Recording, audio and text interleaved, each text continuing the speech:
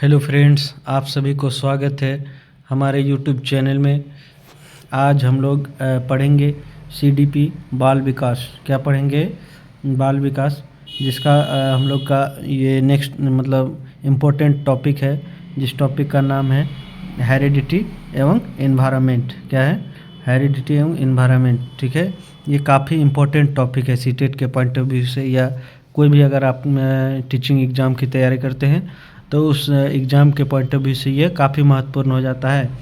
इस टॉपिक से लगभग आपका 1 या 2 नंबर हमेशा पूछे जाते हैं।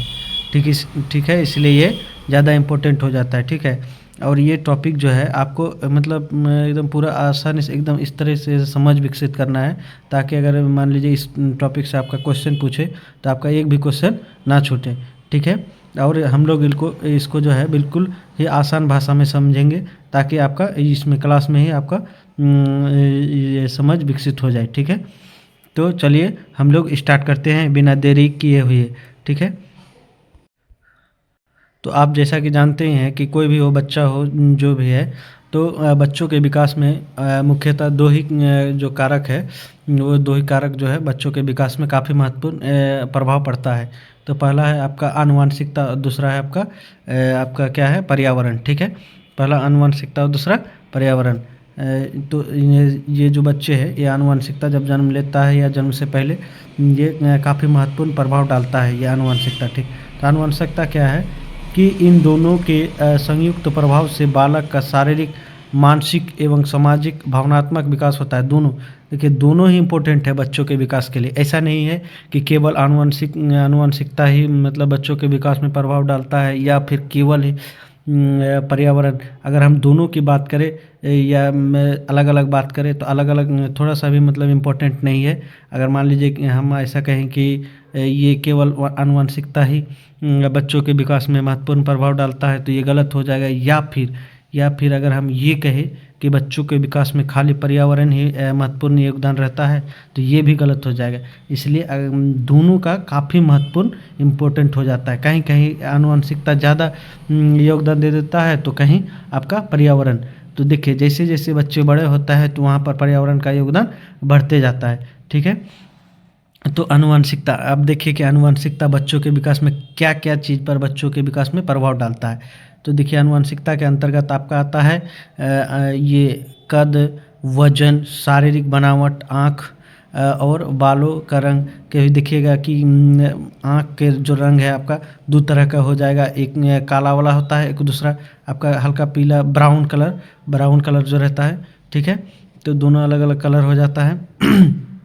तो ये आपका आनुवंशिकता के प्रभाव पर निर्भर ये करता है। सॉरी, भूरा रंग जो होता है वो आँख का होता है। ठीक है, और बुद्धि, इतना भी देखिए, कभी कभी कोई बच्चा एकदम मंदबुद्धि ही होता है, क्योंकि जन्म से ही मंदबुद्धि होता है। तो ये भी आपका ये आनुवंशिकता पर भी निर्भर करता है। आप कितना उसको कुछ कर दीजिए तो वो सही नहीं हो सकता है। ठीक है, तो ये जन्मजात है। अब देखिए कि क्या है, कुछ जन्मजात रोग भी है, जो रोग भी उसका प्रभाव डालता है।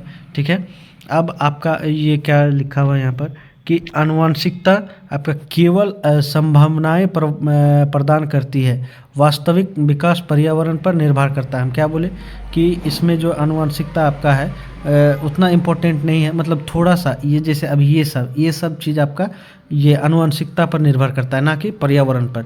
ठीक, तो ये भी तो कहीं ना कहीं आपका विकास, जैसे कि हम वृद्धि और विकास में पढ़े थे कि वृद्धि विकास के अंतर्गत ही आता है, ना कि विकास वृद्धि के अंतर्गत आता है। ठीक है, तो विकास का ही एक पार्ट है आपका क्या चीज़? वृद्धि।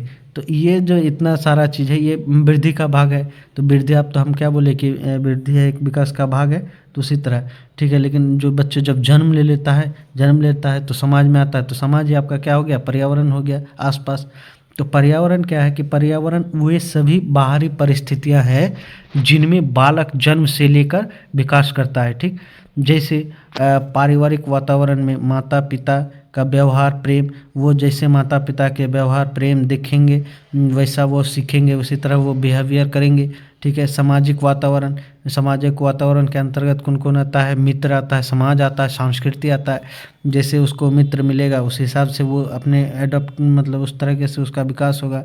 जैसा समाज मिलेगा उस तरीके से वो सीखेंगे, उस तरीके से व्यवहार करेंगे। जैसा कल्चर में बड़े पले बड़े होंगे, जैसे आप देखेंगे पश्चिमी देशों में उस वहाँ के कल्चर अलग है तो वहाँ के बच्चे उस तरीके से ढलते हैं। हमारे देश के कल्चर अलग है तो हमारे देश के कल्चर के अनुसार अब बच्चे ढलते हैं।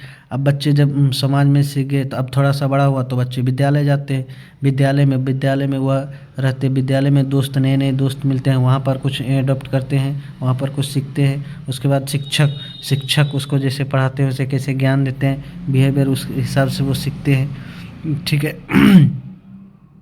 पर्यावरण से प्रभाव गुण, भाषा पर्यावरण में भाषा आ जाता है, आपका व्यक्तित्व, पर्सनैलिटी, सामाजिक व्यवहार, भावनात्मक संतुलन, नैतिक मूल्य ये ज़्यादा इम्पोर्टेंट हो जाता है। यही नैतिक मूल्य ही जो है आपका ये पर्यावरण का एक महत्वपूर्ण भाग हो जाता है। यही चीज़ है जो सबसे ज़्यादा बच्चे सही बनेंगे कि ये गलत बनेंगे, ये पर्यावरण पर काफ़ी महत्वपूर्ण योगदान देता है। ठीक है।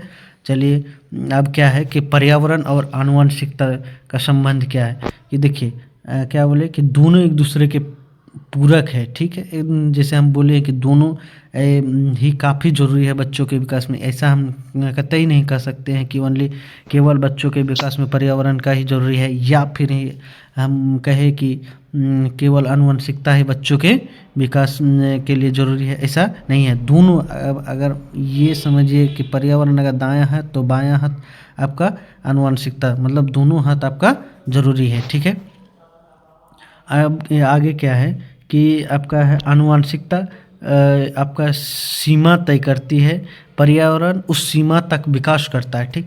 वही जैसे अब बच्चे जन्म लेता है कि उसका मानसिक डेवलपमेंट किस तरीके से हुआ है, वो तो जन्म से हुआ। अब वो कितना मतलब उसका मानसिक क्षमता है जो जितना सीखने का है उसी हिसाब से। जैसे कोई बच्चा मंद बुद्धि है तो वो नहीं सीख पाता है। वही अगर कोई बच्चा तेज है, थोड़ा सा उसका जो मानसिक क्षमता, मानसिक संतुलन ठीक ठाक है तो वो ज़्यादा सीख लेता है। तो वो कहीं ना कहीं तो आनुवंशिकता भी तो पर्यावरण के साथ जुड़ा हुआ है।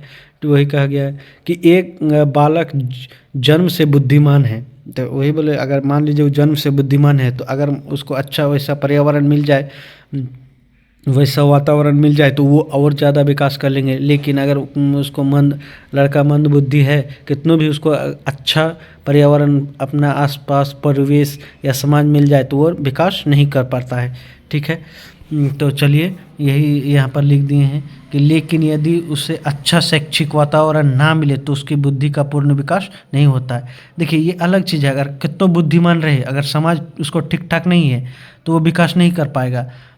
अगर वो बुद्धिमान है और उसको अगर वो मंद बुद्धि है और उसको अच्छा समाज मिल जाए तो भी वो विकास नहीं कर पाएगा। इसलिए देखिए कि दोनों एक दूसरे के पूरक है कि नहीं, कि अगर मान लीजिए बच्चा कितना भी बुद्धिमान रहे अगर उसको समाज अच्छा नहीं मिले तो वो विकास नहीं कर पाएगा। अगर बुद्धिमान है तो उसको समाज भी अच्छा मिलना चाहिए। ठीक उसी प्रकार अगर मंद बुद्धि है अगर उसको अच्छा समाज मिले तो भी विकास नहीं कर पाएगा, और खराब समाज मिले तो उसका कोई प्रभाव भी नहीं पड़ेगा। ठीक है। समझ में आ गया। हम उम्मीद करते हैं कि ये टॉपिक आपका मतलब आप अच्छी तरीके से समझ गए होंगे। ठीक है। अगर आपको इस टॉपिक से कुछ डाउट है तो हमें कमेंट सेक्शन में भी पूछ सकते हैं। ठीक है। और ये टॉपिक आपका कंप्लीट हो गया। ठीक। अब हम लोग अगला वीडियो में नेक्स्ट टॉपिक सीडीपी का देखेंगे। आप में देखिएगा कि सीडीपी का एक हम लोग का सीरीज चल रहा है जो कि लगभग कंप्लीट होने के कगार पर है, मतलब आधी कंप्लीट हो गया है। ठीक। इसी तरह हम लोग इसको कंप्लीट कर देंगे। धन्यवाद। ठीक है।